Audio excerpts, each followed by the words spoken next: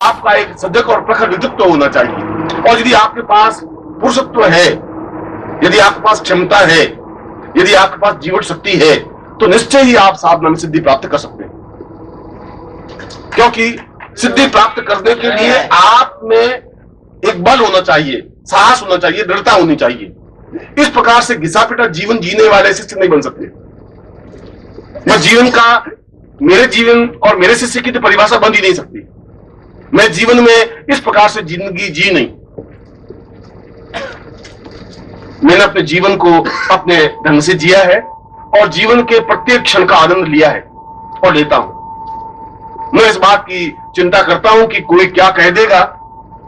और यदि आलोचक पहले 500 थे और 600 अगर हो गए, तो मैं ये समझता हूं कि मेरी आवाज में कुछ ताकत और ज्यादा आई है, कुछ मुझे कहने की क्षमता पहले से ज्यादा बढ़ी है, इसलिए 100 आलोचक और बढ़ गए। अगर 100 शत्रु और ज्यादा बढ़ जाएंगे तो समझूंगा कि मेरी पर्सनलिटी में कुछ और निखार ज्यादा आ गया है, इसलिए 200 शत्रु और पैदा कर दिए। मुर्दा और कमजोर और गए बीते लोगों के शत्रु नहीं बनते, काय और नपुंसकों के शत्रु नहीं होते। आलोचना उनकी होती है जो मर्दान की रखते हैं, हिम्मत रखते हैं, साहस रखते हैं, क्षमता रखते हैं। और अप्सरा भी साधना में सिद्धि उनको ही प्राप्त होती है जो पूर्ण रूप से मर्द और साहसी होते हैं। काय और बुज़दिलों के पास तो पत्नी भी नहीं रहती, वो भी घर छोड़ के पीछे चली जाती है। अप्सरा तो बहुत दूर की बात है। इसलिए किसी भी पुरुष के लिए अप्सरा साधना करना कहीं दोष युक्त है ही नहीं। वशिष्ठ ने स्वयं कहा है, पूर्णम वदे स्वर्ण वदेव तुल्यम अप्सरो वताम सहितम सदिम वदेव। स्वर्ण देह अप्सरा को सिद्ध करना जीवन की श्रेष्ठता है। किसको कह रहे हैं? अपनी पत्नी मैत्रेयी को, कात्यायनी को। दोनों पत्नियों को सामने बिठा करके वशिष्ठ कह रहे हैं कि मुझे जीवन में जितना रघुकुल पसंद है, मैं रघुकुल की रक्षा करने के लिए जितना धर्मगुरु हूं, उतना ही मुझे अप्सरा साधना करने में भी आनंद की अनुभूति होती है। क्योंकि जीवन में आनंद का प्रवाह अप्सराओं के माध्यम से संभव है। और विश्वामित्र ने तो मेनका को प्रत्यक्ष किया, अपने आश्रम में बुलाया, नृत्य करवाया। कणाद ने जब अणु की रचना की, अणु का ज्ञान प्राप्त किया, तो उस अणु के ज्ञान को, जो अणु हम आज बन रहे हैं, उसमें अणु की पूरी थ्योरी उस कणाद ने जो विकसित की, अप्सरा के माध्यम से प्राप्त हुई। और वे स्वयं इस बात को कहते हैं, नम्यो वताम पूर्व मदैव तुल्यम स्वर्णो वताम सहितम सदैव। मैं स्वर्णवती अप्सरा, मैं तुम्हारा धन्यवाद अर्पित करता हूं कि तुम्हारे माध्यम से मुझे अणु की रचना का ज्ञान प्राप्त हुआ। इसका मतलब है कि ये सब विश्वामित्र और वशिष्ठ और अत्रि और कणाद सब मूर्ख थे। ये सब गंदे थे, घटिया थे, असभ्य थे, अश्लील थे। श्लीलता और अश्लीलता की कोई परिभाषा नहीं होती। मैं अपनी आंख से बिल्कुल 2 स्त्रियां आमने सामने खड़ी, एक मेरी बेटी खड़ी है, एक मेरी प्रेमिका खड़ी या मेरी पत्नी खड़ी। मैं पत्नी को एक दूसरी नजर से देखूंगा, अपनी बेटी को दूसरी नजर से देखूंगा। हालांकि दोनों की दो आंखें, एक नाक है, वैसे ही बाल है, वैसा ही शरीर है, वैसे ही हाथ पांव, मगर उसको देखने का ढंग अलग होगा, उसको देखने का ढंग मेरा अलग होगा, उसके बारे में चिंतन मेरा अलग होगा, उसके बारे में चिंतन मेरा अलग होगा। इसलिए श्लीलता और अश्लीलता, गंदगी और अच्छाई तो मेरे हृदय में है, चिंतन में, विचार में तुम्हारे। अगर वहां कुछ गड़बड़ नहीं है तो फिर कहीं किसी प्रकार की न्यूनता जिंदगी में है ही नहीं। और यदि कोई दूसरा आलोचना करता है तो यह आलोचना उसकी नहीं है, यह आलोचना तुम्हारे खुद के शरीर के अंदर की भावनाओं की है। और इसीलिए तुम्हारे जीवन को और प्रत्येक रूप में संवारने और सजाने का मेरा जिम्मेवारी है, मेरा उत्तरदायित्व है। इसलिए केवल देवताओं की साधना करने के लिए तुम्हें प्रेरित नहीं कर रहा हूं। मैं ये भी चाहता हूं कि तुम्हारे जीवन में बुढ़ापा नहीं आए। मैं ये भी चाहता हूं तुम्हारे जीवन में आनंद और मस्ती रहे। मैं ये भी चाहता हूं तुम्हारा प्रत्येक क्षण सार्थक हो सके, जीवंत हो सके, सजग हो सके। और ये सजगता, ये जीवन की चिंतनता, ये पूर्णता देवताओं की साधना के साथ साथ ये आवश्यक है कि अप्सरा साधना के माध्यम से ही हम अपने वृद्धावस्था को यौवन अवस्था में परिवर्तित कर सकते हैं। जब च्यवन ऋषि ने बहुत वृद्ध हो गया, जर्जर हो गया, पुत्र हुआ नहीं और शरीर के सारे रोम सफेद हो गए, तो ब्रह्मा ने स्वयं च्यवन को कहा कि तुम्हें अप्सरा साधना करनी चाहिए, क्योंकि इस वृद्धावस्था को यौवनावस्था में बदलने के लिए और कोई देवता सहायक हो ही नहीं सकता। और च्यवन ने स्वर्ण देह अप्सरा साधना की और करके और पूर्ण यौवनवान प्राप्त किया, जिसको तुम च्यवनप्राश, जिनमें आगे जाकर वेद की कई ग्रंथ रचना की। ये तो तुम्हारे और मेरे एक बीच में एक एग्रीमेंट है, तुम्हारे मेरे बीच में एक संबंध है, और वह संबंध भावनाओं का है, हृदय का है, चिंतन का है, विचार का है।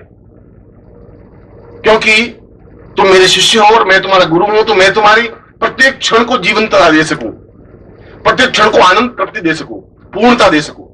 और यह पूर्णता और तृप्ति केवल देवताओं की साधना से सब कुछ नहीं मिल सकता, लक्ष्मी से सब कुछ नहीं हो सकता। मैंने अभी तुम्हें उदाहरण दिया कि लक्ष्मी से आनंद की अनुभूति नहीं हो सकती। तुम्हारे पास लक्ष्मी है, उससे तुम्हें नींद नहीं आ सकती, कोई जरूर नहीं नींद आवी,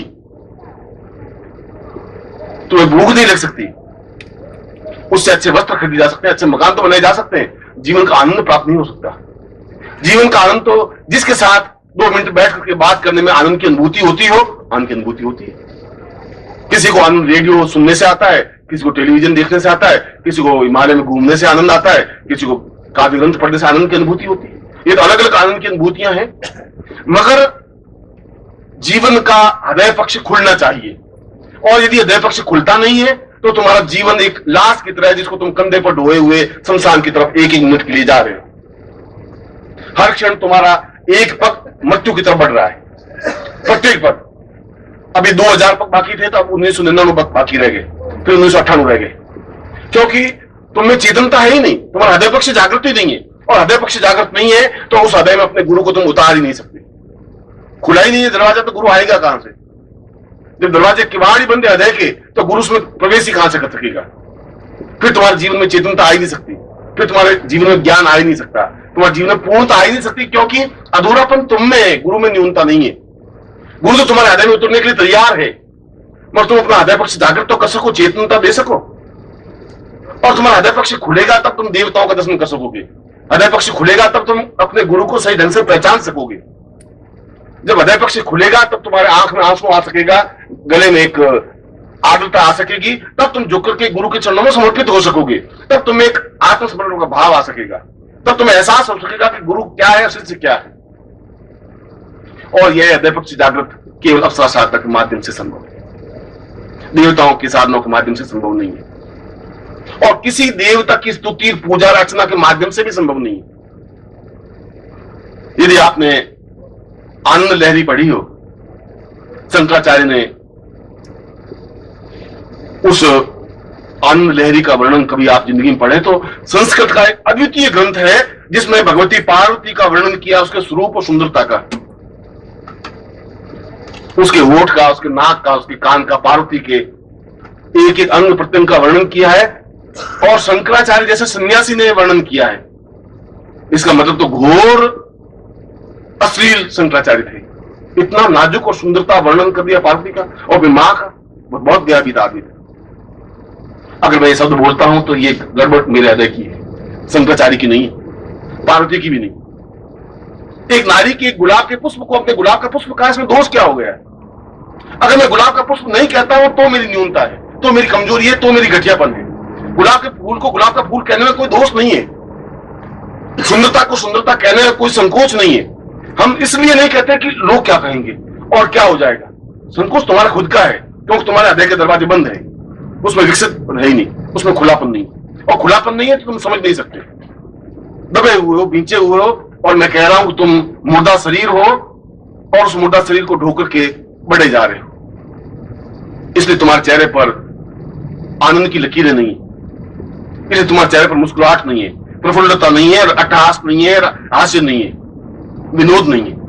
एक बुझा हुआ चेहरा, जैसे कि अंगारा बुझ गया हो और बस धुआं जल रहा है और जिंदगी जल रही है और पहुंच रहे हो। तुम्हारी जिंदगी में कुछ 24 घंटों में अगर आप हिसाब लगा के देखें तो 5 मिनट भी मुस्कुराने के लिए नहीं है।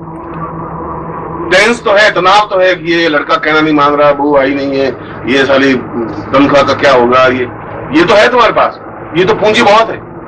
मगर आप हिसाब लगा के देखें कि 24 घंटों में कितना मिनट मुस्कुराते हो? 5 मिनट भी नहीं। और यदि मुस्कुराते भी हो, इतनी फीकी मुस्कुराहट की लोग पहचान लेते कि ये नकली मुस्कुराहट है।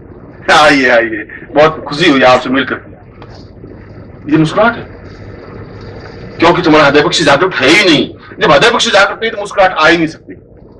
खींच खांच करके आंखों को और नाक को और गाल को खींच करके मुस्कुराहट बिखेर भी दोगे तो आधा सेकंड की होगी, वापस चेहरा वैसा वैसा बन जाएगा जैसा था ओरिजिनल। इसलिए कि तुम चिंताओं के बोझ से दबे हुए हो, इसलिए कि तुम्हारा हृदय पक्ष जागृत है नहीं, इसलिए कि तुम्हें अपने जीवन का एहसास नहीं है, इसलिए कि तुम अपने हृदय में गुरु को उतार नहीं सके। और मैं तुम्हें पहला पाठ पढ़ा रहा हूं कि तुम्हारा हृदय पक्ष जागृत होना चाहिए। मैं तुम्हें पहला पाठ पढ़ा रहा हूं कि हृदय में गुरु को स्थापित करना चाहिए। पहली बार पढ़ा रहा हूं कि तुम्हारे चेहरे पर मुस्कुराहट होनी चाहिए। पहली बार पढ़ा रहा हूं कि तुम्हें इस गंगा में डुबकी लगानी चाहिए, इसलिए कि उस डुबकी लगा करके बाहर जब निकलोगे तो तुम्हारे हाथ मोतियों से भरे हुए होंगे। समुद्र में जो डुबकी लगा सकता है वो मोती लेकर के बाहर निकल सकता है। किनारों पर बैठा हुआ व्यक्ति मर सकता है, घोंगे चुन सकता है, कीड़े मकोड़े चुन सकता है, मछलियां चुन सकता है, मोती प्राप्त नहीं कर सकता। मोती प्राप्त करने के लिए समुद्र के बीच में कूदना ही पड़ेगा, और जो कूद जाता है वह जीवन में सब कुछ प्राप्त कर लेता है।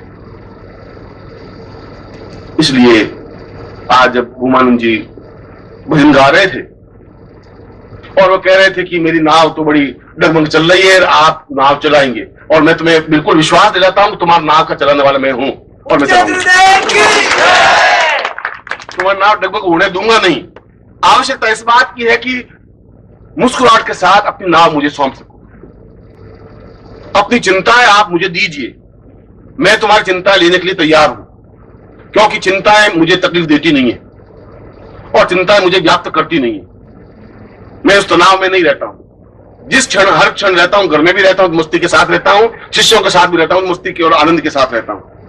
न मुझे तनाव व्याप्त होता है, न चिंता व्याप्त होती है, न परेशानियां व्याप्त होती हैं। आती हैं और पास में से होकर रवाना हो जाती हैं। उनसे मिलता जरूर हूं, उन मुस्कुराहट, परेशानी और बाधाओं से बातचीत जरूर करता हूं। 2 क्षण हलो हलो भी हो जाता है, मगर वो बेचारे पास में से निकल जाती है। मेरे शरीर को जकड़ नहीं सकती और तुम्हारे शरीर को भींच के बैठ जाती है। ये अंतर है तुम मेरे मुझमें।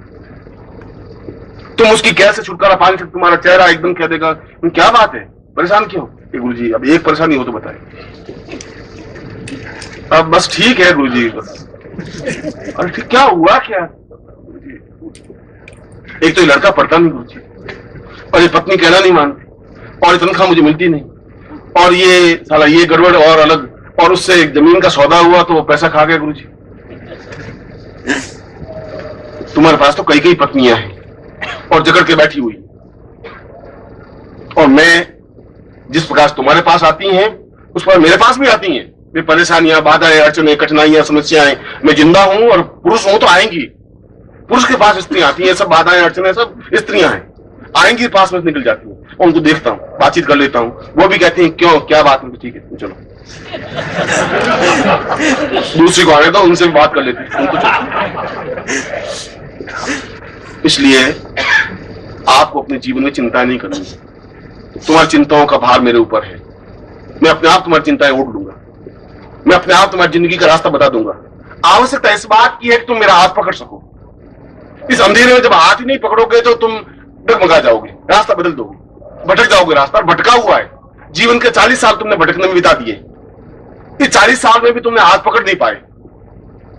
मैं तुम्हें बिल्कुल सही पगडंडी पर पार पहुंचा सकता हूं, क्योंकि मैं पार पहुंचा हुआ हूं। मैंने देखा है जीवन, मैंने जीवन के आनंद को अनुभव किया है, जीवन की तृप्ति का अनुभव किया है, जीवन की मस्ती का अनुभव किया है। मैंने एहसास किया है, तो मैं तुम्हें एहसास करवा सकता हूं। अगर मैं प्रसन्न मुद्रा में रहता हूं तो मैं तुम्हें प्रसन्नता दे सकता हूं, और अगर मैं हास्य में रह सकता हूं तो तुम्हें भी हास्य में दे सकता हूं, और मैं संपन्नता में जिंदा रह सकता हूं तो मैं भी संपन्नता दे सकता हूं, क्योंकि मेरे पास ये सब कुछ है और मैं तुम्हें दे सकता हूं। आवश्यकता इस बात की है कि तुम पूर्ण रूप से अपने आप को सौंप सको।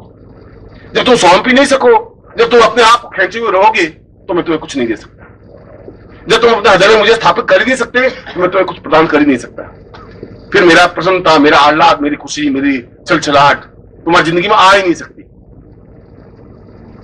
और इसीलिए मैं कहता हूं कि जिस दिन तुम्हारा हृदय पक्ष जागृत होगा उस दिन पहली बार तुम गुरु के दर्शन कर सकोगे। पहली बार उस समय कर सकोगे, अभी कर नहीं पा रहे हो। अभी तो एक धोती कुर्ता पहने हुए आदमी को देख रहे हो जो बोल लेता है और आप अपने घर रवाना हो जाते हैं। गुरु को नहीं देखा, गुरु को पहचाना नहीं। अभी पहचानने की क्षमता तुम में है नहीं, क्योंकि अपने जीवन में तुमने गुरु को उतारा नहीं। उसकी मस्ती को नहीं देखा है, उसके आनंद को नहीं देखा है, उसकी तृप्ति को नहीं देखा है। और यह तुम्हारे लिए हृदय पक्ष जागृत होने पर संभव है। और इसीलिए मैंने कहा कि तुम्हें और कुछ करना नहीं है, तुम्हें कुछ साधनाएं भी नहीं करनी है, तुम्हें कोई मंत्र जाप करने की जरूरत नहीं है, तुम्हें तो केवल आगे बढ़ करके मेरा हाथ पकड़ लेना है, पकड़ लेना है, जहां मैं चलूं मेरे साथ चलना है, मैं तुम्हें बीच में नहीं छोड़ूंगा, रास्ता नहीं भटकने दूंगा, बीच में तुम्हें ब्लफ नहीं दूंगा, तकलीफ नहीं दूंगा, प्रेशर नहीं दूंगा, मैं तुम्हें पार पहुंचाऊंगा, ये मेरी गारंटी है, ये तुम्हारे मेरे बीच में एग्रीमेंट है।